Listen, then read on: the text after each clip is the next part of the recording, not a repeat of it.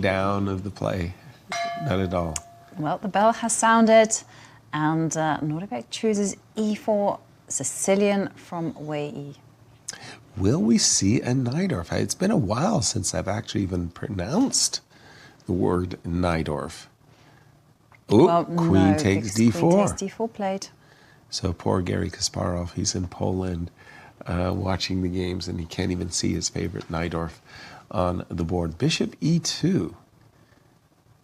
g6. The one thing I always understood about this opening, when white plays queen takes d4, I play knight c6, the bishop comes out to b5. But when you put the bishop on e2, you would think that the knight goes to c6 instantly to attack the queen and not to allow the queen to be comfortably placed on e3. It would get bounced around. Well, so a knight little c6. bit of timing issues going on here. Right, knight c6, and now the rook has lined up against the black queen. Right. So black has to be very careful that e5 is not going to be a dangerous threat, right? I wouldn't think it's terrifying. Queen takes d4, queen e3. You've already lost some time, but now the question for black is how to complete your development. You might say, on the one hand, that the pawn on h3 is aimed against the bishop. No bishop to g4. So you start to look, should I be playing bishop to d7, bishop to e6? How do I get my rook into the game? Maybe I should even be playing for Knight b6 c3 and bishop b7. Now bishop e5. But e5 is definitely lurking there on the horizon, right? Is it? Really? No, I'm thinking that after e5, You just go knight e8 and everything is fine. Everything is hang on fine. a second, queen a5 Queen was a5. played. Very nice move. Queen a5. Bishop d2, and now the bishop and queen eyeball each other, so knight to d5, potential possibility for white. I'm a perk defense player, and I get these positions all the time as black, and even with a white pawn on f4.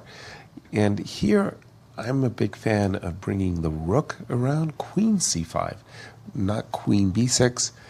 Black is ready to trade queens, but he doesn't want the double pawns. He went queen c5. How to handle that one? I guess you do nothing. I don't see the problem for black. Again, you know, I just say, I'll repeat at the cost of repeating myself, you want your fair share of the center, you want good development, and you want a safe king. I look at the position of black, and I say, you've achieved that. And look at the position of white, yes, you kind of achieved that, but you might ask your bishops how active and great they feel. It's not a big success. And one of the things that I always learned about the Sicilian is that the endgame is almost always preferable for black. On account of this half-open C line, and also the fact that you have more pawns in the center. Precisely so. That is exactly what Sicilian lovers love about the Sicilian, is that when you do get the queens off, most of the time you're enjoying an ending advantage because you have, just as you described it, an extra influence in the center. Rook c8. Interesting that he chose that rook. Yeah. Okay. Rook to c8. Rook to b1. Wow. Wow, okay. Okay. Getting ready to play... something wonderful. Okay, a6 played. I guess in order to prepare knight a5 for the knight to jump into c4. Yeah, I guess white is somewhat worried that when he moves the knight, the pawn on b2 might be hanging. But this is an indication that not all is well with white's play up to this moment. When you have to play bishop e2 to d3 and rook to b1, something hasn't gone according to plan. b7, b5, knight to d7, followed by knight to e5. These are pretty standard moves. I would say so, but he's gone for b5. D5. I was wondering if even d6, d5 could be essayed at that moment.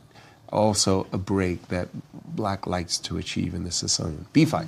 b5 played. I like black's position. There's no... I'm trying to think about the plans for white. I wanted to go knight to a4, knight to b6, but that required a lot of preparation and promptly has been stopped by Wei Yi. So exactly. Okay, so King Nordibek f1. plays King f1. Also a head scratcher. I'm really not. He's just waiting because, you know, if black does go knight to d7, this allows white to jump in with a knight to d5. So there is a plan. Let's see. Knight to d5, as you've prescribed. Knight to c5. I was about to say I could take that knight and play knight to e5, and we were talking about the half-open c-file a moment ago. In any case, knight to c5 threatens, well, maybe that's a strong word, but yes, threatens to capture the bishop on d3. How do you like them apples? Do you want to take on c5? I don't think so. I don't think you're a fan. But you got to do something. I'm not a fan of anything in the white's position. It's really gone wrong, right? Yeah, it really doesn't feel like this is the way you're supposed to play the white side of the Sicilian. Not at all. No. Okay. And that's the danger about the Sicilian when you're white. If you play passively, if you don't do something very consequential, the initiative flows to your opponent, and then you discover to your horror there's no real way of equalizing the game because the imbalances are already favorable to black. And she's gone for b4. Wow. That's a move. Knight swiftly moves to knight a4. Now, big threat on the board of bishop takes knight. And a knight can jump into c3.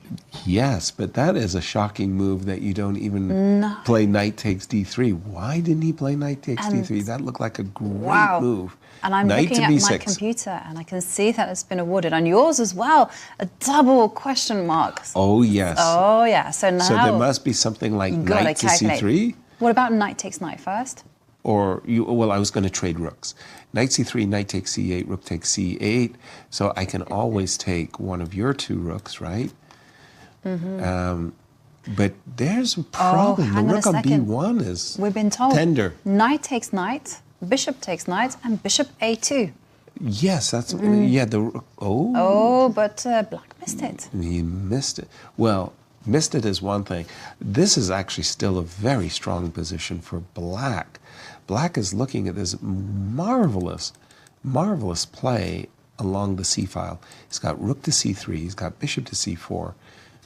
Black's got everything. Maybe on a good day you even get to play f7, f5, a kind of a break that you do when things are very favorable. This looks great.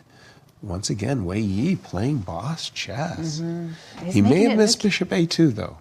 Bishop a2 with the it's still on the board. Bishop a2, and now it comes. Maybe it was better to get rid of the knight and clean things up. Yeah. Make it a little tidy. Bishop a2, and what we're talking about is when the rook moves to c1, the other bishop lands on b2, and you can't hide. That rook is captured.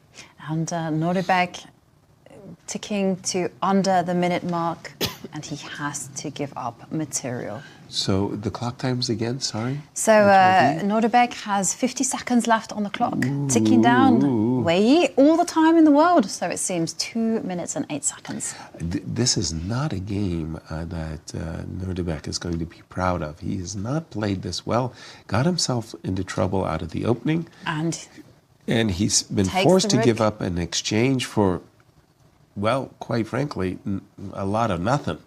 That bishop on d3 is more or less a very good defender. We'll move the bishop, we'll plop a rook on c3, and then we'll put the other rook on c8, and it should be all she wrote. Rook c3, here it comes. Yeah, targeting the a3 pawn. This is not difficult stuff. How do you defend it? You have to go bishop c1. Yeah, I know. It's ugly chess, but it's necessary because if you go rook a1, rook takes bishop. You called it. You called it. Here it comes. Rook takes c2 check is a massive threat. Now we have e5. E5 is ooh. He drops it back. Ooh, he could have played e5, a striking move. Giving white a little bit of a chance to stay in the game is Wei Yi. But still, e5 can be played at leisure.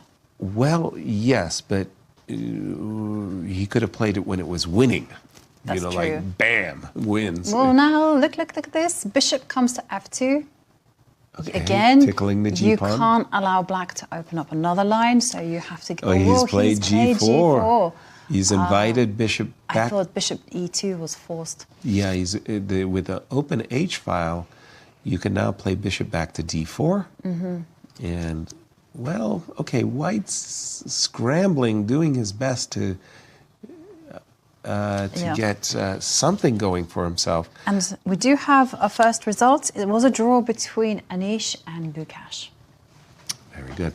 Now, I take on a4, rook a3, bishop c3 as one way of trying to just liquidate.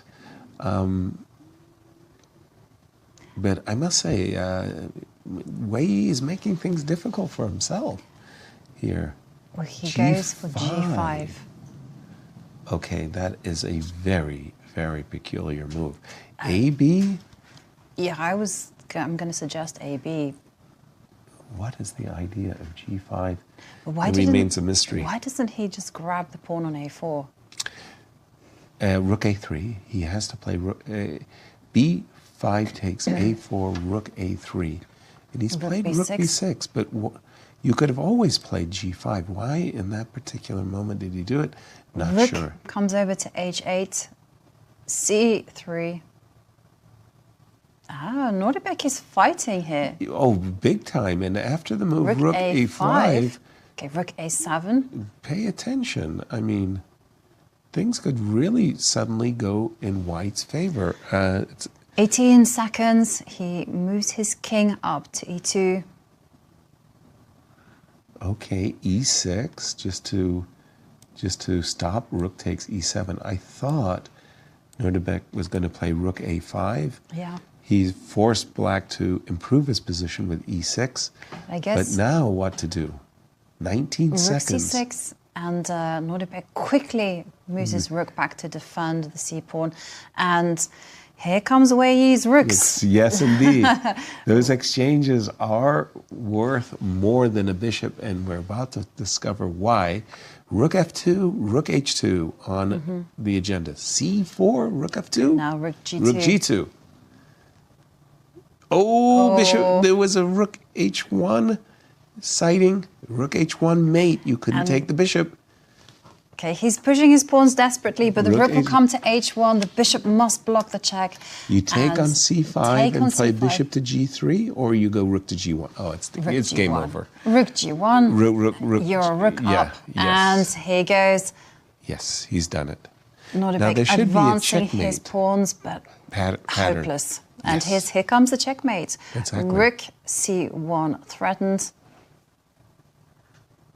Now it's time for those two rooks to start rolling. They've rolled very, very nicely to this moment. By the way, rook c2. And we have handshake.